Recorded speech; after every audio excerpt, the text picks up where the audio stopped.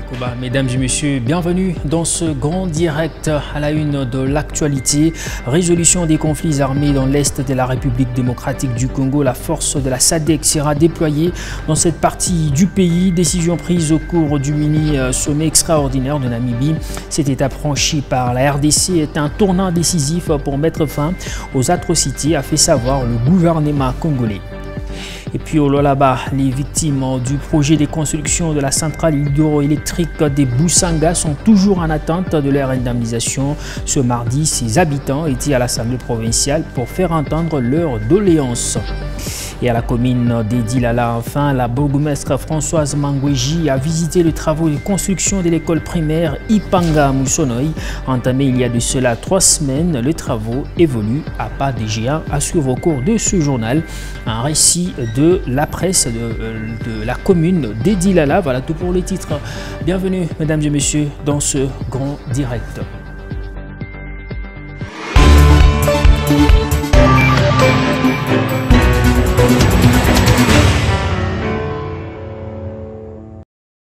Encore une fois, bienvenue dans ce grand direct. Ouverture ce lundi du sommet extraordinaire de l'organe de sécurité de la SADC en Namibie. La situation sécuritaire en RDC était au menu des discussions. Le président Tshisekedi a personnellement pris part à ces travaux. Le sommet a approuvé le déploiement de la force de la SADC dans la partie impactée par l'insécurité en République démocratique du Congo.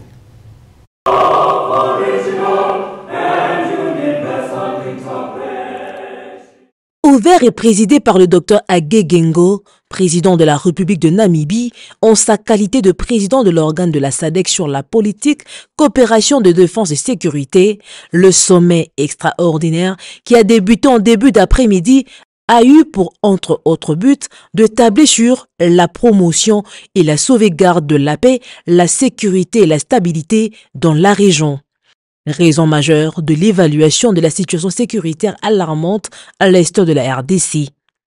Les travaux du sommet en format 1+6 ont connu la participation des présidents de la République démocratique du Congo, Félix Antoine Tshisekedi Tshilombo, Hage Geingob de Namibie, Cyril Ramaphosa de l'Afrique du Sud et le Dr Samia Suluhu Hassan de la République unie des Tanzanie. Les chefs d'État de Malawi, l'Angola et la Zambie ont délégué leurs représentants. Une brève réunion, mais couronnée des succès pour la République démocratique du Congo à travers son président Félix Tshisekedi. Le sommet a noté avec une grande inquiétude l'instabilité et la détérioration de la sécurité dans sa partie est et a de ces faits réitéré sa ferme condamnation de la recrudescence des conflits et des activités de groupes armés dans la résurgence des rebelles du M23. Le sommet a également appelé à un soutien régional immédiat au gouvernement congolais pour faire face à la situation sécuritaire avant les élections nationales prévues en décembre 2023. La grande annonce aujourd'hui, le sommet a approuvé le déploiement de la force de la SADC dans le cadre de la force en entente de la SADC comme la réponse régionale, évidemment, de la SADC pour soutenir la RDC afin de restaurer la paix et la sécurité à l'Est. Donc, aujourd'hui, c'est blanc comme neige que la SADC s'engage militairement sur le terrain et qu'elle va déployer incessamment une force. Un autre élément qui n'est pas moins important, c'est que la SADC a recommandé, ça se trouve dans le communiqué, que la RDC réunisse toutes les conditions requises pour un sommet de coordination de tous les intervenants, de tous les acteurs internationaux sur le terrain afin d'arriver à une action efficace et harmonisée. Et sur ce point-là, nous venons de recevoir, il y a quelques minutes de cela, un message réconfortant de notre ambassadeur en Éthiopie et représentant permanent près de l'Union africaine, l'ambassadeur Jean-Léon Ilunga Ngandu, que l'Union africaine a enfin approuvé l'idée d'organiser un sommet des chefs d'État, un sommet quadripartite réunissant la SADC, la communauté d'Afrique de l'Est, la communauté économique des États de l'Afrique centrale et la CIRGR, la Conférence internationale sur la région des Grands Lacs, justement pour arriver à mettre en place cette coordination dont la responsabilité de l'initiative et de l'organisation, évidemment, a été confiée par la SADC à notre pays. La diplomatie de la RDC, conduite par le chef de l'État, de main de maître, est en train d'avancer.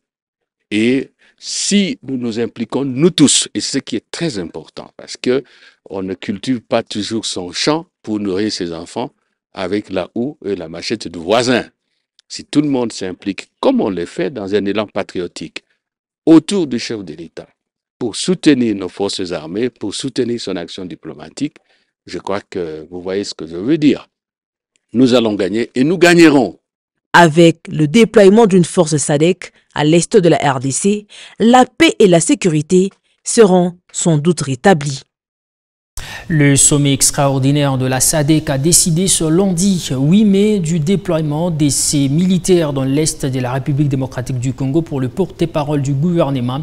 Il s'agit d'un tournant décisif qui venait d'être pris par une prise de position ferme des pays membres. Selon Patrick Mouyaya, le chef de l'État est toujours à l'écoute de sa population, a donc opté pour cette résolution qui verra les forces de la SADC jouer un rôle prépondérant dans la restauration d'une paix définitive en faisant respecter le sacro-saint principe de l'intangibilité des frontières de chaque pays, et ce conformément aux chartes et traités internationaux.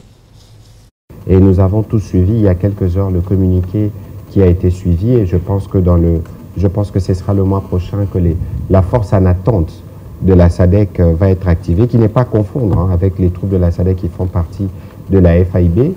Je crois que la situation en République démocratique du Congo est bien connue. La présence de la force régionale avec la situation que nous connaissons est aussi connue. Et donc si les pays membres de la SADC ont décidé d'envoyer une force, il faut bien lire le communiqué, parce que le communiqué dit qu'il faut ramener la paix à l'est de la République démocratique du Congo et combattre les groupes armés. Je pense avoir bien lu. Nous aurons l'occasion de revenir en détail avec le vice-premier ministre qui se trouve encore sur place et qui va précéder le président de la République à Gaborone, parce que le président fait une petite tournée dans les pays de la sous-région. Et donc l'idée, c'est de travailler activement pour le retour de la paix en RDC sur base de la réalité actuelle et sur base, je m'abstiendrai de dire certains mots, du fait qu'on n'a pas eu beaucoup de progrès avec la force régionale. Et parce qu'au-delà de ça, il est prévu qu'il y ait des mécanismes sur lesquels le gouvernement va travailler pour s'assurer qu'il n'y a pas des télescopages et que l'objectif final recherché, à savoir le retour de la paix dans cette partie du pays, soit atteint. Mais il faut considérer que la République démocratique du Congo appartient à plusieurs ensembles sous-régionaux et que le rôle stratégique de la République démocratique du Congo aujourd'hui exige qu'il y ait la paix ici. Et les efforts qui sont faits, c'est justement pour qu'on atteigne cet objectif de paix. Et parce qu'au-delà, évidemment, de tout ce que nous avons comme situation actuelle, il faut toujours être en mesure de nous projeter en fonction des besoins de nos populations qui ont clairement le besoin d'échanger à la fois avec les... L'adhésion de la RDC à la SADC et l'apport de celle-ci dans la lutte contre l'insécurité dans la partie est de la RDC suscite des réactions des Congolais. Sylvain Kantolomba, analyste des questions politiques et docteur en sociocritique, pense que pour lui, cette force a force plutôt de multiplier les pistes des solutions à la crise sécuritaire. L'intégrité territoriale est mise en danger, qui entreprend trop de choses à la fois, n'est réussi à rien, a-t-il insisté. Il est à la caméra de Linda Kalenga et Socrate Ouamungu. En tout cas, je pense que vouloir attendre plus de la SADC, nous risquons encore de nous retrouver piégés. Nous nous retrouvons aujourd'hui avec plusieurs contacts. Nous risquons de tomber dans le piège de qui trop parce qu'il faut d'abord définir clairement les accords avec l'EAC, au départ, on nous a dit que c'était une force offensive, mais quand ils arrivent sur le terrain, ils sont là pour créer des zones tampons, et c'est eux qui occupent les espaces libérés par les rebelles. On refuse aux forces loyalistes, à nos FRDC, de récupérer les endroits. Ça paraît louche. Bon, maintenant, nous sommes membres de la SADC. Eh bien, dans le système de l'Union africaine, le problème dans chaque zone doit être pris à charge par d'abord les organisations régionales. Voilà pourquoi la SADC doit se sentir aussi concernée. Je pense que ça pose problème, comme je vous l'ai dit, qu'on ait plusieurs forces sur notre territoire. Nous risquons de manquer le contrôle de notre territoire parce que finalement ce sont ces forces-là qui vont devoir opérer. Nous sommes déjà perdants. Que la République démocratique du Congo puisse penser et repenser une stratégie interne. Il faut bien orienter la recherche de cette solution. Drame des Kaléyé, le ministre de la Communication et Médias Patrick Mouyaya a, au cours du briefing hebdomadaire de presse de ce lundi 8 mai 2023, donné un bilan provisoire chiffré à 401 décès suite à l'éboulement survenu à Kaléyé dans le sud Kivu. Face à la presse, le porte-parole du gouvernement a peint noir sur blanc la situation du drame humanitaire des Kaléyé sans précédent. Patrick Mouyaya a laissé entendre que les survivants de cette catastrophe seront relogés, d'où la descente d'une équipe gouvernementale sur place sur instruction du chef de l'État pour porter secours à la population victime de ce drame. Suite des éboulements des terrains consécutifs aux pluies qui se sont abattues, des maisons ont été détruites et emportées, des centres de santé, des écoles, ponts et autres édifices publics, un drame humanitaire sans précédent. Et comme je disais tout à l'heure, le week-end dernier, on parlait de 176 victimes, mais après le décompte qui a été effectué, parce que certains corps ont été ensevelis par la boue, on a compté 401 et plusieurs autres compatriotes sont portés disparus. D'autres sont pris en charge dans les centres hospitaliers de la place. Le cas les plus urgents ont été transférés sur Bukavu. Et donc, sur recommandation de la division provinciale de la santé du Sud Kivu et de la Croix-Rouge locale, plusieurs corps étaient en décomposition très avancée et ne pouvaient attendre de conditions propices, avaient été urgemment enterrés pour éviter la contamination et des risques d'épidémie dans la zone. Et donc, les collègues du gouvernement qui sont partis sur place ont pris des dispositions pour que demain, on organise des obsèques dignes pour les compatriotes, pour 120 compatriotes qui doivent être enterrés demain. Et on a évalué les besoins en assistance qu'il faut apporter en termes de vivres et de non-vivres, en termes de... Et puis, la proposition de loi du député Daniel Mbaou modifiant et complétant le code de la famille a été jugée recevable par les députés nationaux au cours d'une plénière convoquée ce lundi 8 mai 2023 à la salle des congrès du Palais du Peuple à Kinshasa. Notre rédaction a interrogé quelques labés sur leur appréhension de ce texte dans sa partie qui fixe le montant de l'enveloppe totale à $500. Ils sont au micro et à la caméra d'Exosengo, mais aussi Socrate Wamungu. C'est devant les députés nationaux que Daniel Israël Mbao a défendu sa proposition de loi. Cet élu du peuple suggère la fixation de l'enveloppe totale à $500 américains sans restreindre la liste des biens en nature qui doit correspondre aux pratiques coutumières en RDC.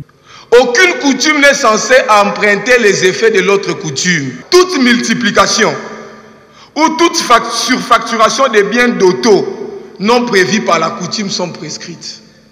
Inopportune est cette suggestion, selon Philippe Benga. Les réflexions doivent être portées sur des problèmes plus importants des Congolais, pense-t-il. C'est pas opportun. D'abord, cette proposition n'est pas pertinente. D'autant plus qu'il y a beaucoup de choses sur lesquelles les représentants du peuple doivent se focaliser pour discuter question d'aider les citoyens congolais à pouvoir respirer beaucoup plus en ce qui concerne le panier de la ménagère. Les avis restent partagés sur cette question. Dieu merci Coco a quant à lui salué cette initiative qui mérite plus d'approfondissement au regard des conséquences néfastes de certaines exigences exagérées des familles sur la société. Quant à ce qui est du mariage, vous allez par exemple remarquer avec moi qu'aujourd'hui le taux de grossesse hors mariage est devenu élevé. Vous avez remarqué que le taux de mariage légal a baissé. Pourquoi? Parce que les gens ont peur. Vous avez remarqué que les gens se marient et s'appauvrissent après le mariage. Selon l'initiateur, la loi ne limite pas catégoriquement. Elle interdit juste à la famille de la fille de décider d'aller unilatéralement au-delà de ce montant sous peine de restitution. Après débat et délibération, la proposition de loi sur la modification du Code de la famille a été envoyée à la commission PAJ pour toilettage. L'annonce de leur conclave à Lubumbashi, chef-lieu du Haut-Katanga, a été interprétée comme les prémices d'une possible nouvelle plateforme, voire à terme d'une candidature commune. 4 opposants candidats déclarés à la présidentielle de décembre 2023 en République démocratique du Congo ont décidé de mener des actions communes. La première sera la marche à Kinshasa le 13 mai prochain. Pour quel gain des causes? Olivier Kavonde nous donne des précisions dans ce récit.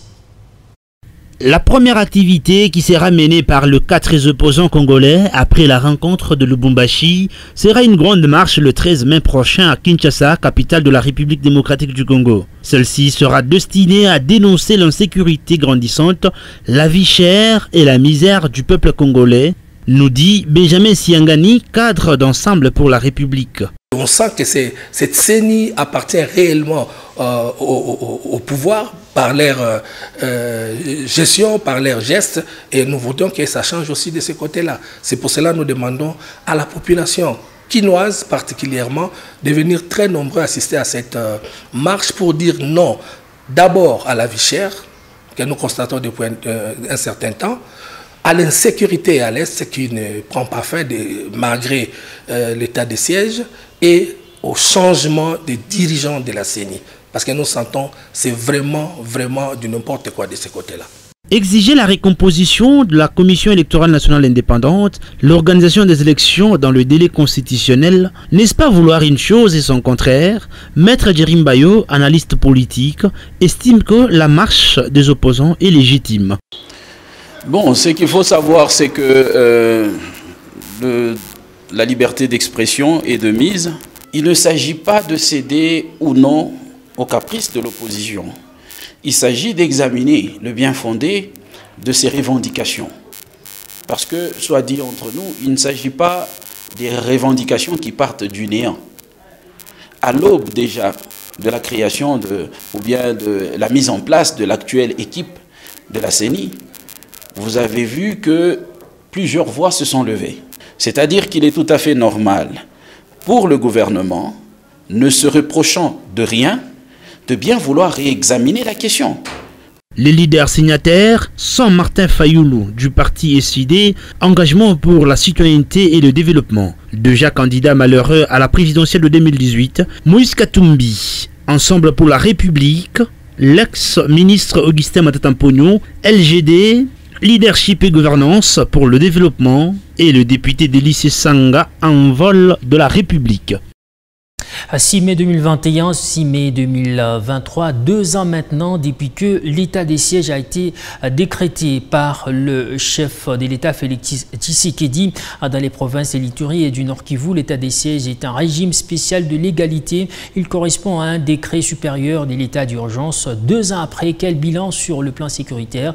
Le député national élu des Goma, Jean-Baptiste Kasueka, a peint un tableau sombre et recommande la levée de cette mesure. Avec les taux de 411 personnes tuées par mois, étant donné que les massacres n'ont cessé de s'étendre dans les territoires de Mambasa, dans les Irumu, et avec l'avènement du M23, cette moyenne de 411 personnes donne aujourd'hui 9 864 personnes tuées comme bilan de l'état de siège. C'est-à-dire que l'état de siège a complètement échoué.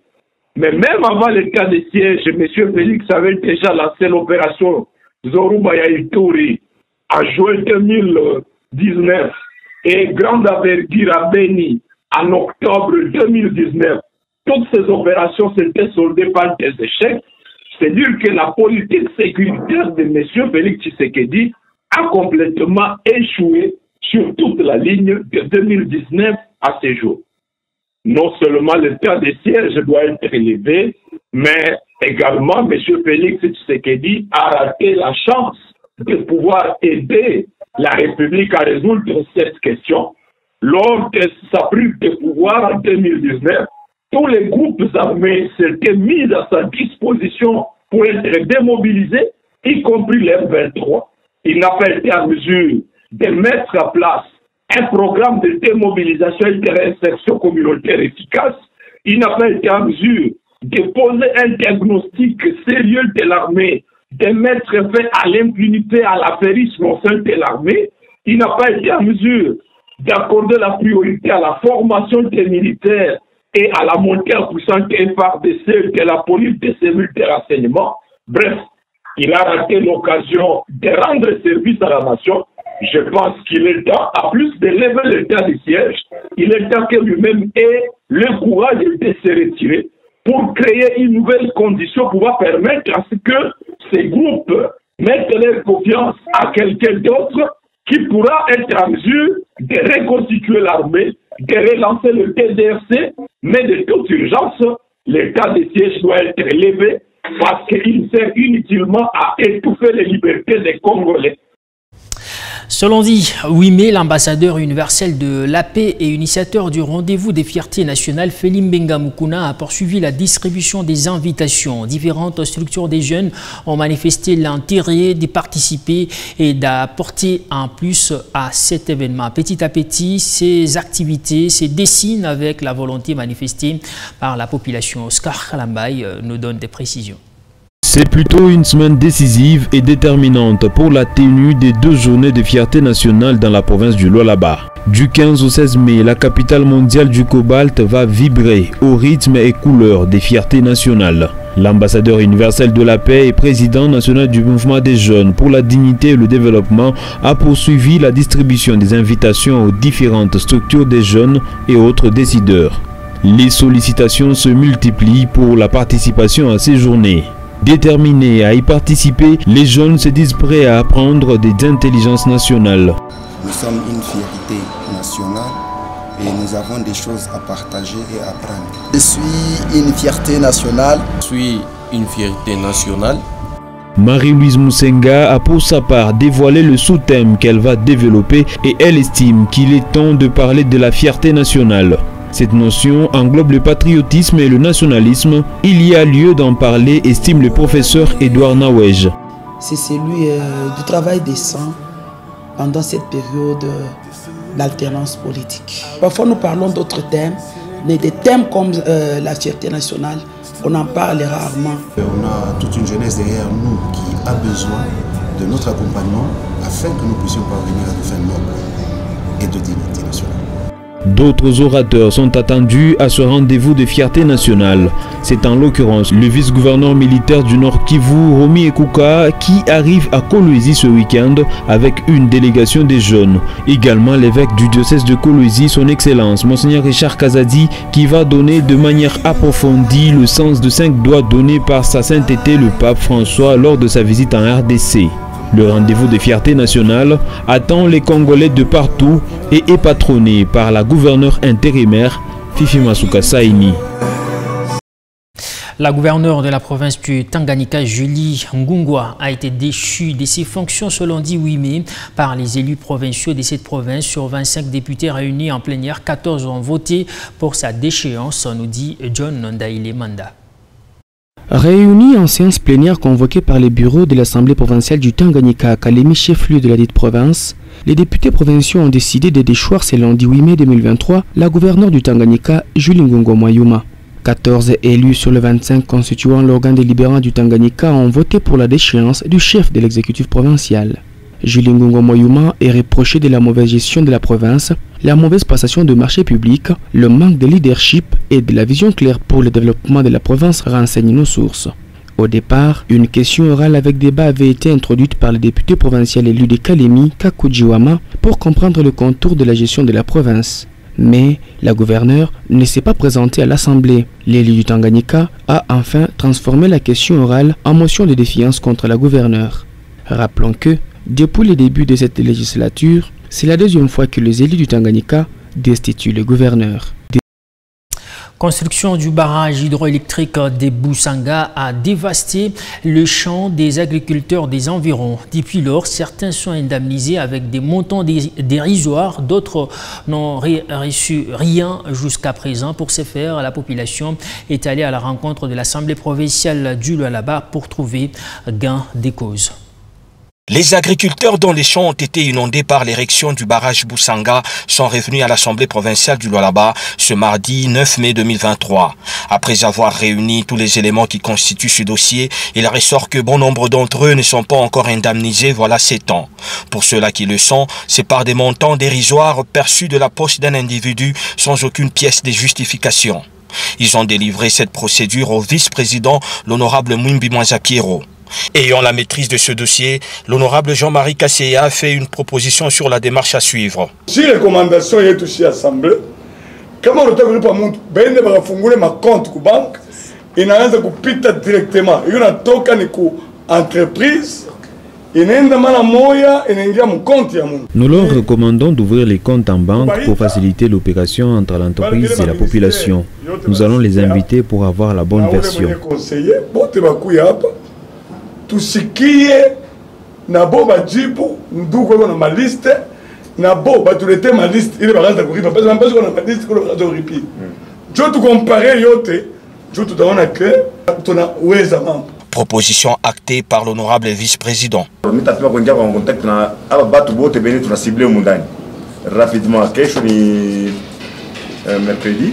Le jeudi, ils vont donc venir. La contact ni dembe ku kupata ma précision. Il y a un dossier, tout comme ça, contacter. C'est avec sourire aux lèvres que ces agriculteurs ont quitté l'Assemblée provinciale du Lualaba. Nous lui souhaitons plein succès.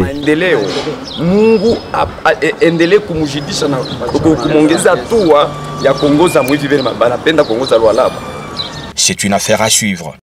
À la commune de Dilala, la bourgmestre Françoise Mangouji a visité les travaux de construction de l'école primaire Ipanga à Moussono et entamé il y a de cela 3 semaines. Les travaux évoluent à pas des géants.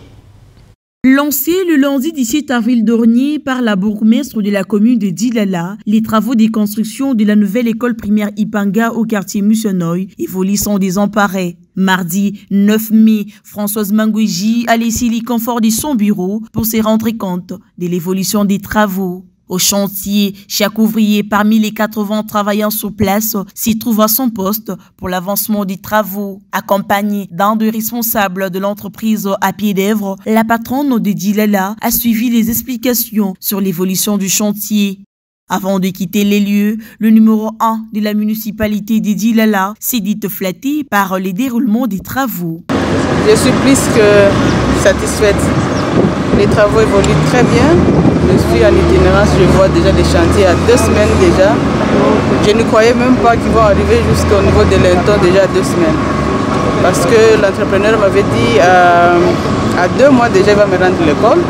Déjà 2 semaines, ce que je vois, je suis très convaincue qu'avant 2 mois, l'école sera déjà prête pour les enfants. Salle de classe, bureau administratif et la fondation de l'érection du mur des clôtures évoluent bon train. À ces jours, près de 70% des travaux sont déjà réalisés. On est déjà à l'étape du chaînage du 2e bâtiment, de 3 locaux. Et ça évolue très bien, je crois aujourd'hui déjà on va couler. On a les mesures de... Et voilà qui met un terme à ce journal. Mesdames et messieurs, merci beaucoup de nous avoir suivis de partout.